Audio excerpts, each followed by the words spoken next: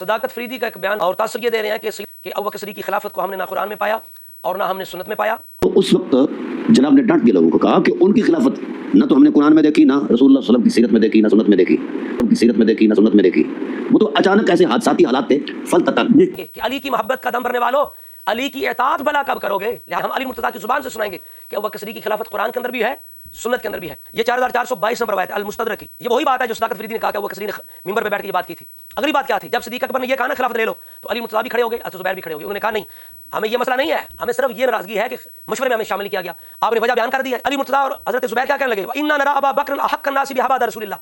فرمایا ہم ابو بکر صدیق کو ہی رسول اللہ کے بعد خلافت کا زیادہ حقدار سمجھتے ہیں.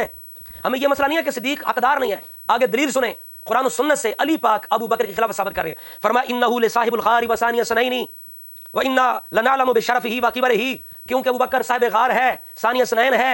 ثانی اثنین اذ هما فی الغار اذ یقول لصاحبه لا تحزن. آپ بتاؤ ابو بکر کی خلافت قرآن کے اندر ہے یا نہیں؟ فتویٰ حضرت علی مرتضیٰ کا ہے، فتویٰ باب مدینہ العلم کا ہے. اب میں دیکھتا ہوں کون مانتا ہے. اب حدیث کے اندر، سنت کے اندر وَلَقَدْ أَمَرَهُ رسول اللہ بِالصَّلَاةِ بِالنَّاسِ وَوَحْيٌ.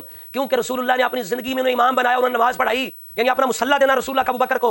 یہ سنت کے اندر ابو بکر کی خلافت ہے. ثانی اثنین اذ هما فی الغار، یہ قرآن کے اندر ابو بکر کی خلافت ہے. آپ جو ڈنڈورا پیٹ رہے تھے ابو بکر کی خلافت نہ قرآن کے اندر نہ سنت کے اندر، یہ علی مرتضیٰ کا فرمان. عبرت کی نگاہ سے پڑھیں بھی اور عبرت کی سماعت سے سنیں بھی.